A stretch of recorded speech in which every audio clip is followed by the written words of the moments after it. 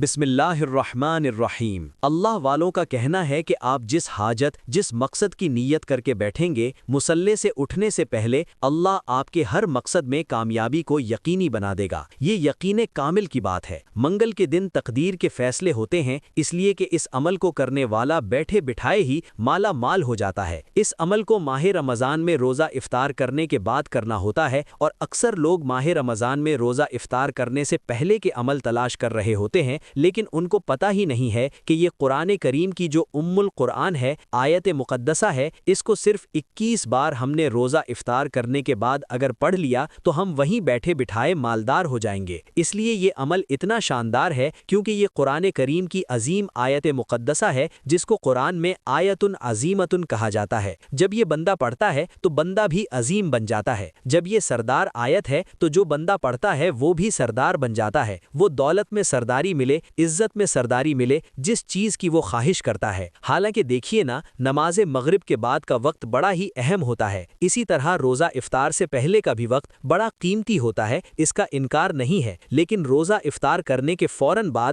بندہ آسانی کے ساتھ جب اس ایک آیت مقدسہ کو اس تعداد میں پڑھتا ہے تو زندگی میں بہاریں آ جاتی ہیں۔ کوئی دنیا کی چھوٹی بڑی خواہش ایسی نہیں ہے جو اس آیت مقدسہ کے ذریعے پوری نہ ہوتی ہو۔ لیکن میں آپ کو یہ بات عرض کر رہا ہوں کہ 95% لوگ اس عمل کو نہیں کر پاتے، اس لیے کہ اس کو کرنے والا تو مالدار ہو جاتا ہے، بیٹھے بٹھائے اس کا مقدر سنور جاتا ہے۔ دیکھیے، اسلام میں ہر نماز کی اپنی ایک خاص شان اور فضیلت ہوتی ہے، مگر آپ کو پتا ہے نماز عصر اور نماز مغرب کے درمیان کا جو وقت ہوتا ہے، یعنی نماز مغرب پڑھنے تک جو وقت ہوتا ہے، یہ بڑا اہم ہوتا ہے، اور نماز مغرب کے بعد کے وقت کو لوگ اکثر جو ہے وہ اگنور کرتے ہیں کہ شاید اس میں برکت نہیں ہے۔ اس میں اتنی برکت ہے۔ دیکھیں، جب طالب علم پڑھتے ہیں نا مدارس میں، تو ان کو عصر سے مغرب تک چھٹی ہوتی ہے اور مغرب کے بعد وہ کلاس پڑھتے ہیں۔ اکثر آپ نے دیکھا ہوگا کہ مغرب کے بعد وہ قرآن مجید پڑھتے ہیں، پڑھائی کی جاتی ہے۔ تو یہ ایک راز ہوتا ہے جس کی اکثر لوگوں کو اس بات کی خبر نہیں ہوتی۔ اس لیے دوستو، اللہ تبارک و تعالیٰ کے حبیب صلی اللہ علیہ وسلم نے اس کے بارے میں مختلف ارشادات ہیں۔ اب جو قرآن کریم کی آیت مقدسہ بتانے لگا ہوں، اس کے ساتھ کئی واقعات جڑے ہوئے ہیں، کئی لوگوں کی اس کے ذریعے زندگیاں بدلی ہیں، کیونکہ اس کے پڑھنے سے گناہوں کی معافی تو ملتی ہی ملتی ہے، اس کے ساتھ بیماریوں سے بھی شفا ملتی ہے۔ اس کے پاس گھر نہ ہو تو گھر مل جاتا ہے، اس کے ساتھ کہتے ہیں اولاد نہ ہو تو اللہ اولاد عطا فرما دیتا ہے۔ اس لیے صحابہ کرام رضوان اللہ علیہم اجمعین کا اکثر معمول رہا ہے، بزرگان دین اکثر مغرب کا جو وقت ہوتا تھا اس کو ضائع نہیں کرتے تھے۔ آج بھی زمانے طالب علمی میں جب ہم پڑھتے تھے تو تب بھی ہمارے اساتذہ یہی بات کہا کرتے تھے، بیٹا جو عصر و مغرب کے بعد یعنی عصر کے بعد جو وقت ہوتا ہے نا، یا روزہ افطار آپ نے کر لیا، اس کے بعد جو وقت شروع ہوتا ہے، صاحب ظاہر ہے نماز مغرب کا ہی وقت شروع ہوتا ہے نا، عصر کا وقت تو ختم ہو چکا، اب اس وقت اللہ کے نوری ملائکہ جو ہوتے ہیں فرشتے، وہ واپس آسمان کی طرف جا رہے ہوتے ہیں، جنہوں نے سارا دن زمین پر بندوں کے ساتھ رہے، ان کے اعمال لکھتے رہے، اور اب وہ فرشتے واپس اللہ کی بارگاہ میں جا رہے ہیں، تو بندہ جو کچھ ان کے ہاتھ میں بھیجتا ہے، جو خواہش کرتا ہے، جو چیز ان کے ہاتھ میں بھیجنا چاہتا ہے، وہ اللہ کی بارگاہ میں لے کر جاتے ہیں، یعنی پیغام لے کر جاتے ہیں۔ اللہ پھر جا کر ان سے پوچھتا ہے کہ فرشتو بتاؤ میرے بندوں کو کس حال میں چھوڑ کر آئے ہو؟ تو فرشتے کہتے ہیں مالک وہ تو قرآن کریم کے عظیم آیت مقدسہ کی تلاوت کر رہے تھے۔ رب فرماتا ہے بتاؤ پھر میرے بندے کیا چاہتے ہیں، کیا مانگتے ہیں؟ اب بندے نے جس چیز کی خواہش کی ہوتی ہے، جس کی آرزو کی ہوتی ہے، جو کچھ وہ مانگ رہا ہوتا ہے، تو وہ فرشتے عرض کرتے ہیں مالک وہ اولاد کا سوال کرتا ہے۔ اللہ فرماتا ہے فرشتوں گواہ ہو جاؤ، میں نے اس کو اولاد دے دی۔ مالک وہ رزق کا سوال کرتا ہے۔ اللہ فرماتا ہے فرشتوں گواہ ہو جاؤ، میں نے اس کو رزق بھی دے دیا۔ اسی طرح وہ جو کچھ مانگتا جائے۔ دیکھیے ایک خاتون کا بچہ شدید بیمار تھا، ڈاکٹروں نے اس کا علاج جاری رکھا، مگر ماں بہت پریشان تھی۔ ایک بزرگ خاتون نے انہیں بتایا کہ وہ اس ترتیب کے ساتھ یہ کلمات پڑھا کرے، اللہ تبارک و تعالیٰ اس کو شفا عطا فرمائے گا۔ تو یہ عصر کے بعد اور مغرب کے بعد کا جو وقت ہوتا ہے، یہ بڑا اہم ہوتا ہے۔ عصر کے بعد کے بارے میں تو آپ کو پتا ہے، لیکن مغرب کے بارے میں آپ کو علم نہیں ہے، اس لیے ایک نوجوان نے بھی اس عمل کے بارے میں یہی کہا تھا، اور اس رزق میں غیر معمولی برکت ہوتی ہے۔ اتنا اضافہ ہوتا ہے کہ ایک دکاندار کی آمدنی بہت کم تھی، وہ محنت بہت کرتا تھا، مگر برکت نہیں تھی۔ کسی نے اس کو مشورہ دیا کہ بھائی آپ اس عمل کو پڑھنا شروع کر دیں۔ جب اس نے پڑھنا شروع کیا، الحمدللہ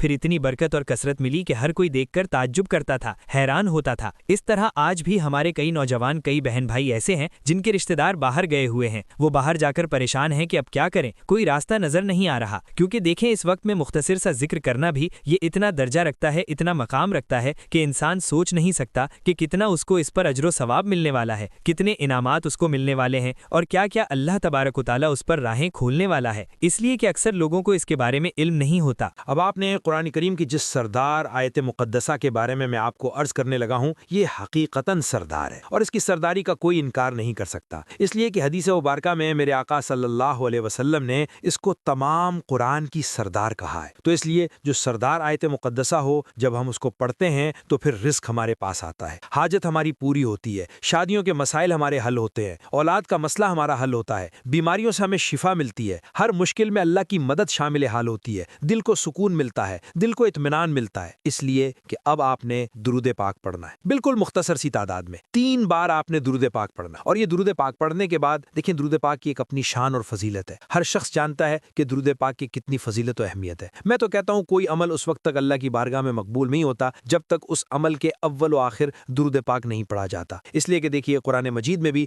درود پاک کا ثبوت ہے کہ ان اللہ و ملائکتہ یصلون علی النبی، یعنی کہ یہ درود پاک کی اہمیت کو اس آیت مقدسہ نے واضح کر دیا ہے کہ درود پڑھنا صرف نیکی نہیں بلکہ اللہ کا حکم بھی ہے، جو حکم الہی کو مانتا ہے وہ قرب اللہ ہی پاتا ہے۔ اب درود ابراہیمی آپ نے پڑھنا ہے، دیکھیے کوئی وقت نہیں لگ رہا، یہ چند منٹ بھی آپ کے نہیں لگیں گے، ایسا نہیں ہے کہ آپ کو مغرب کے بعد سے عشاء تک بیٹھنا پڑے، نہیں، آپ بس ایسے چٹکیوں میں اس عمل کو کر لیں گے۔ دیکھیے اس عمل کے بارے میں سمجھانا بتانا اس لیے ضروری ہے کیونکہ اکثر لوگ اس کے بارے میں اس کو مس کر دیتے ہیں، اس کے بارے میں ان کو بعض لوگوں کو تو پتہ نہیں، اور جن کو پتہ ہوتا ہے وہ کہتے ہیں مغرب کے بعد کیا فائدہ ہونے والا ہے، کیا برکتیں ملنے والی ہیں، اصل تو برکت عصر کے ٹائم میں ہے۔ یہی تو غلط فہمی لوگوں کو جو ہے وہ اس عمل سے روک دیتی۔ تو آپ نے اس غلط فہمی میں مبتلا نہیں ہونا، آپ نے کوشش کرنی ہے کہ افطاری کے بعد آپ نے اس عمل کو ایک دن پڑھ کے دیکھیے نا، میں یہ نہیں کہتا پورا مہینہ پڑھ کے دیکھیے، آپ صرف 1 سے 3 دن اس عمل کو پڑھ کے دیکھیے، آپ کی زندگی میں ایک ایسا انقلاب برپا ہوگا، آپ کی زندگی، آپ کے حالات ایسے بدلیں گے کہ آپ نے کبھی تصور بھی نہیں کیا ہوگا، کبھی سوچا نہیں ہوگا۔ دیکھیے یہ ایمان کی علامت ہے۔ آپ نے درود پاک پڑھا، اللہم صلی علی محمد وعلی آل محمد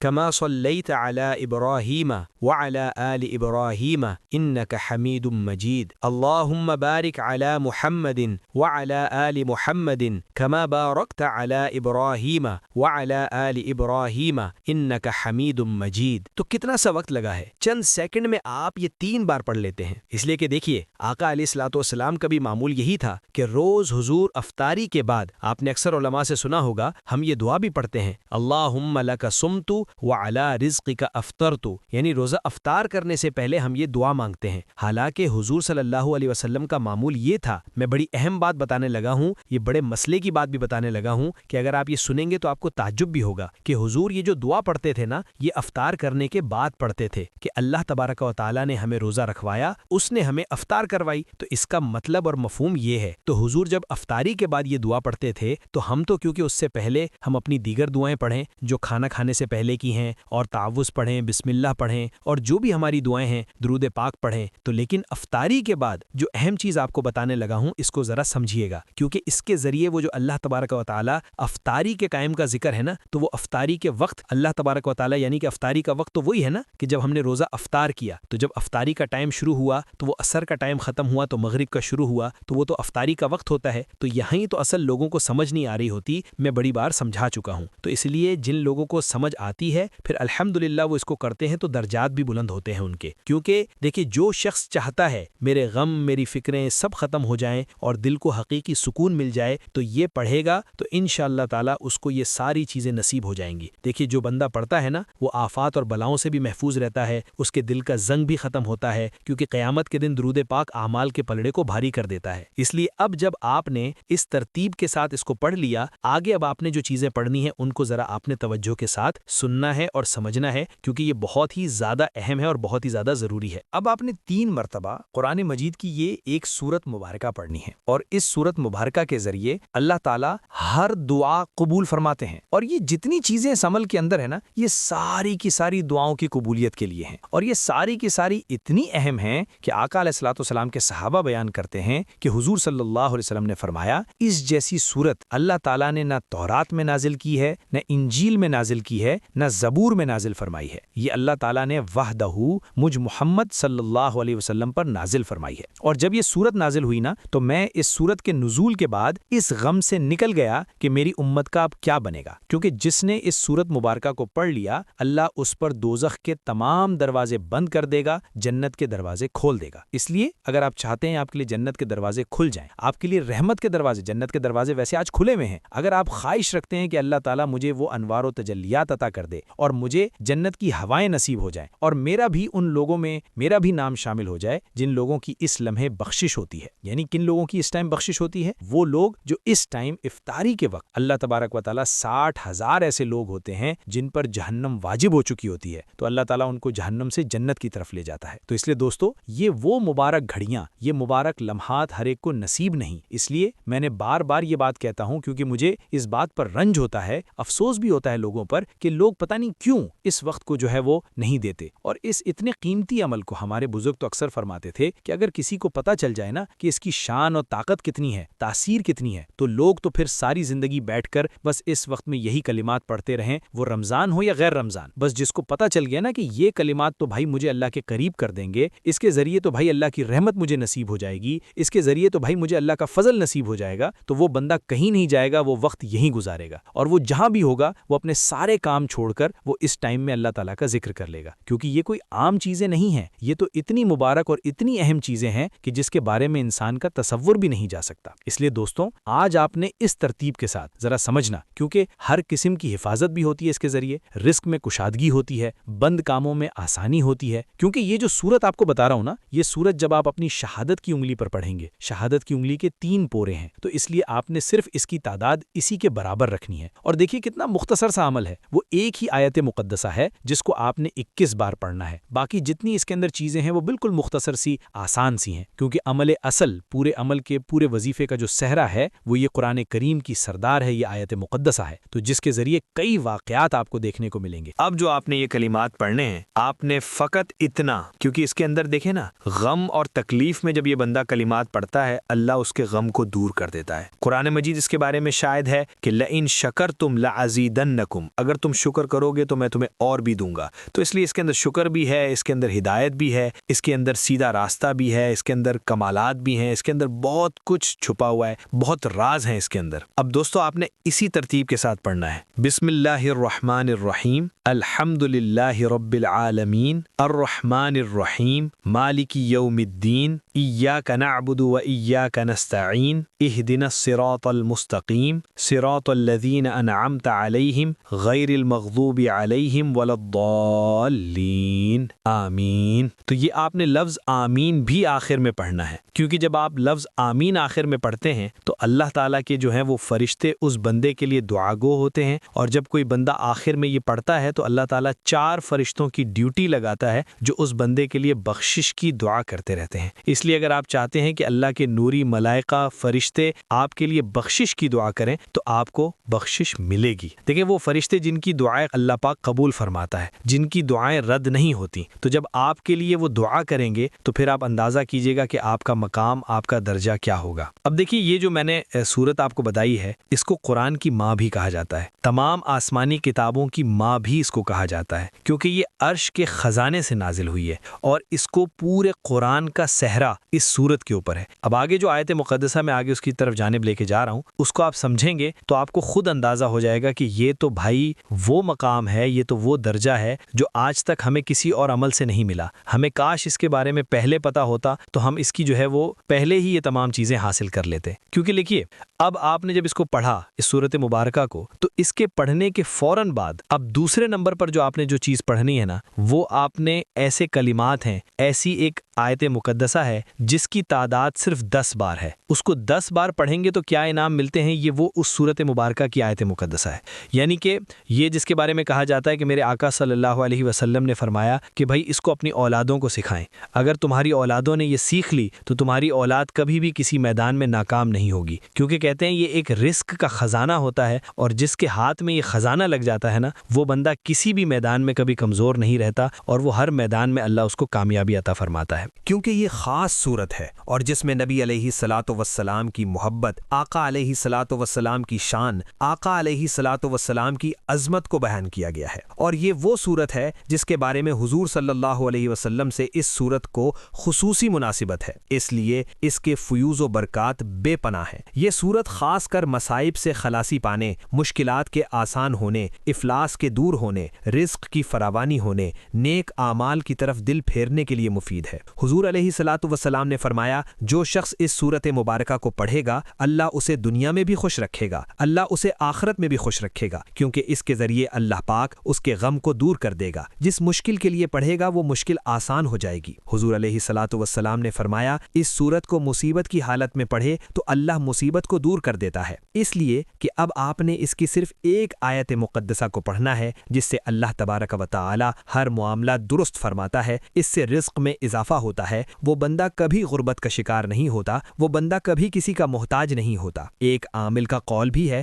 کشادگی رزق کے لیے اس سورت کو پڑھیں، لیکن آپ نے پوری سورت نہیں پڑھنی۔ یہ سورت سورت المزمل ہے جس کی ایک آیت مقدسہ ہے، اور سورت المزمل کے بارے میں کون شخص نہیں جانتا کہ کتنے بڑے بڑے عاملین اس سورت مبارکہ کا ورد کرتے ہیں۔ حضور صلی اللہ علیہ وسلم کا قرب ان کو ملتا ہے، انعامات ان کو ملتے ہیں، کیونکہ یہ اعمال کی بڑی محبوب صورت ہے۔ بے شمار لوگ اس کے عامل ہیں، اور جو ہوتے ہیں یہ اتنے پائیدار عامل ہوتے ہیں کیونکہ اس کے فیوز و برکات حاصل کرتے ہیں۔ کیونکہ یہ صورت ہر قسم کے غلبے کے لیے بہت تیزی سے کام کرتی ہے۔ اگر کسی کے رزق میں کوئی رکاوٹ آ گئی ہے، ایسا مسئلہ درپیش آ گیا ہے جو بظاہر ناممکن نظر آ رہا ہے، تو اس کو چاہیے بیٹھ کر خلوت میں آ جائے، یعنی افطاری کے بعد اس کو پڑھے اور اپنے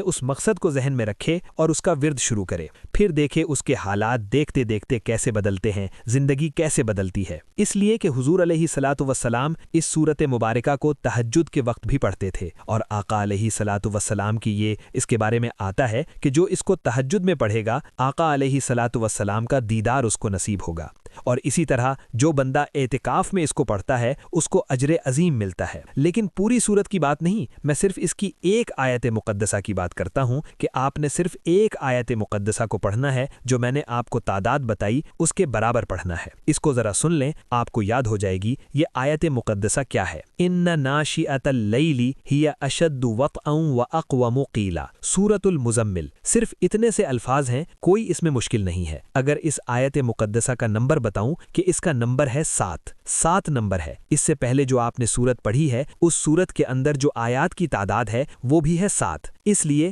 یہ سورتیں کوئی عام سورتیں، یہ چیزیں کوئی عام چیزیں نہیں آپ کو میں بتا رہا ہوں، یہ سب سے قیمتی اور سب سے اہم چیز میں آپ کو بتا رہا ہوں۔ اس لیے اگر آپ اس ترتیب کے ساتھ پڑھیں گے تو الحمدللہ وہ انعامات کی بارش ہوگی جو آپ نے تصور کیا۔ اب اس کے بعد آگے جو چیز آپ نے پڑھنی، اب 2 چیزیں ہو چکی ہیں، ٹھیک ہے۔ اب اس کے بعد آگے جو آپ نے کلمات پڑھنے وہ بھی شاندار اور عظمت والے کلمات ہیں۔ اب دیکھیے یہ پورا پڑھتے ہوئے کتنا سا ٹائم لگے گا۔ میں کہتا ہوں پورا عمل جب آپ کریں گے تو آپ کو اتنا ٹائم نہیں، صرف چند منٹ لگیں گے، 2 سے 3 منٹ۔ اگر 2 سے 3 منٹ بھی افطاری کے بعد آپ نہیں دے سکے تو سمجھ لیے کتنی بڑی برکتوں سے آپ محروم رہیں گے، کیونکہ قرآن مجید اللہ تعالیٰ کی آخری اور کامل کتاب ہے جس میں انسان کی ہدایت کے لیے ہر پہلو سے رہنمائی موجود ہے۔ اس مبارک کتاب کی بعض آیات کو خصوصی فضیلت اور عظمت عطا کی گئی ہے۔ انہی عظیم آیات میں بلند مقام رکھنے والی یہ ایک آیت مقدسہ ہے جس کو آیت النور یعنی نور کی آیت بھی کہا جاتا ہے، کیونکہ اللہ تبارک و تعالیٰ قرآن کریم کی سب سے عظیم آیت اس کو قرار دیتا ہے۔ اس میں اللہ تعالیٰ نے اپنی توحید، قدرت، علم اور بادشاہت کا جامع بیان کیا ہے جو دلوں میں ایمان کو تازگی بخشتا ہے۔ اس لیے دوستو اس کے ساتھ میں اگر آپ کو اس کے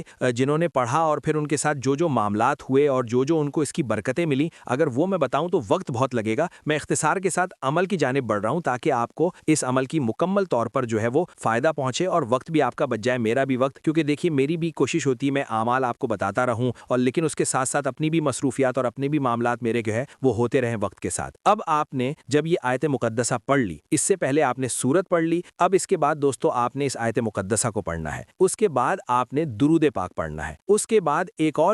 اور ایسی یعنی کہ قرآنی الفاظ ہوں گے۔ یہ 4 چیزیں ہیں ٹوٹل، تو 4 چیزوں پر مشتمل جب عمل کریں گے تو پھر دیکھیں روزے کے اندر حروف کی تعداد بھی 4 ہے نا، رے، واو، زے، الف، تو روزہ افطار کیا تو روزے میں 4 حروف کی تعداد ہے۔ اسی نسبت سے یہ 4 چیزیں آپ نے افطاری کے فوراً بعد پڑھ لیں تو انشاءاللہ 4 نسلوں تک رزق کی فراوانی رہے گی۔ 3 چیزیں درود پاک کے درمیان میں پڑھی جائیں گی، ایک تسبیح درود پاک پڑھنے کے بعد میں پڑھی جائے گی، یعنی عمل کو اچھی طرح سمجھنا ہے کہ درود پاک شروع میں پڑھا پھر آخر میں۔ اس کے درمیان 3 طرح کی تسبیحات ہیں جس میں یہ قرآن کریم کی عظیم آیت مقدسہ بھی ہے۔ تو اس کے بعد ایک تسبیح وہ ہے کہ جو پڑھتے ہی یعنی انسان انسان کے اگر کہتے ہیں سمندر کی جھاگ کے برابر بھی گناہ ہو، اس کا دل پورا بھی سیاہ ہو چکا ہو، رب کائنات دل کو دھو دیتا ہے اور اس کے وجود سے تمام چیزیں جو اس کی دعا میں رکاوٹ ہوتی ہیں اور جو اس کے رزق میں رکاوٹ ہوتی ہیں، یعنی کہ ایسی چیزیں، ایسے اعمال، ایسے گناہ بھی ہمارے بعض اوقات رکاوٹ بن جاتے ہیں، تو وہ تمام چیزوں کو اللہ تعالیٰ اس کے راستے سے صاف فرما دے گا، اس کے گناہوں کو معاف فرما دے گا، اس کی زندگی کی خطائیں بھی معاف ہو جائیں گی۔ کیونکہ دیکھیے اب میں آپ کو بتاؤں کہ یہ عظیم آیت مبارکہ کون سی ہے،